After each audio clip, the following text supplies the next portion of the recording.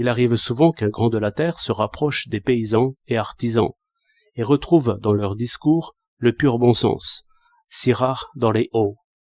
Il arrive moins souvent que l'esclave trouve à admirer dans le maître.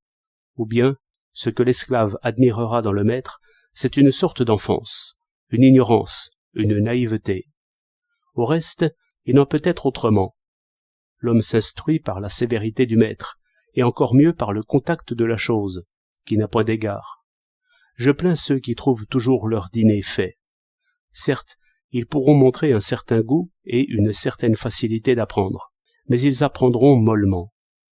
Peut-être faudrait-il dire qu'ils acquièrent les connaissances, mais sans les rudes vertus qui font que l'on va jusqu'au bout de l'idée. Il ne manque pas de jongleurs d'idées, mais le vrai penseur se reconnaît à l'encolure.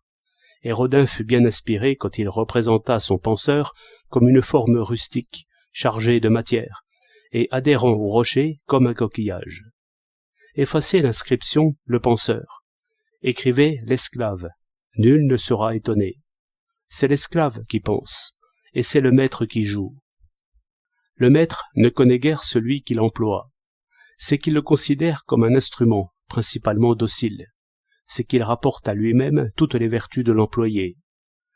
Au rebours, l'employé connaît assez bien le maître, car il l'explore, si l'on peut dire, avec prudence, n'ayant jamais la ressource de forcer, qui dispense si bien de penser. Je ne veux point dire que tous les esclaves aient du génie, mais je crois que, toutes choses égales, le génie se développera mieux dans l'esclave par une patience qui est de métier, par un silence qui est de métier, et surtout parce que le mépris est alors long à acquérir, au lieu que le maître commence par le mépris. Rassemblez et fortifiez les pouvoirs, vous n'aurez que de belles apparences, et une majesté vide. De l'autre côté, brassez tous les genres d'esclaves. Il en sortira des chefs véritables, sans aucun semblant, et soutenus par une masse de vertus résistantes et comme pierreuses, à l'épreuve des soucis, des fatigues, des douleurs. La pensée s'éveille mieux d'un lit dur.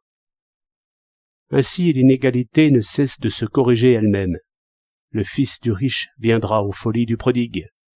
Le fils du roi n'aura même plus la fureur de punir, qui seul fait durer les tyrannies. L'histoire, vue de haut, ne serait donc qu'une guerre d'esclaves, qui toujours dépose le maître.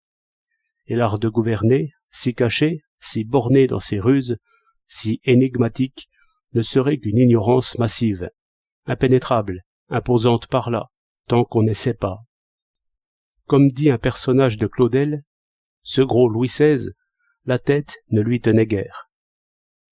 Mais il vient un respect pour ces idoles creuses. Le pouvoir est inexplicable. Voilà sa force. Il y a de la superstition dans l'obéissance, et la majesté a été inventée pour remplacer les vertus qu'on attendait. Tout pouvoir viendrait donc d'en bas, et commencerait aussitôt à se faner par l'exercice. Dans le cercle de nos expériences, nous voyons que le tribun ne gagne presque jamais à être ministre, et que le syndiqué ne gagne presque jamais à être président. Il faudrait un chef qui, par préjugé, considérerait tout homme comme son égal. Cela ne se trouve pas une fois par siècle. Je compterai plutôt sur la sagesse de l'esclave, qui finira par comprendre que le pouvoir n'est sain pour personne. Je n'efface pas l'ambition. Cela ne serait pas terrestre, mais je la conçois limitée dans les meilleurs par un recul vers la position de juge, qui fait la conscience de l'homme.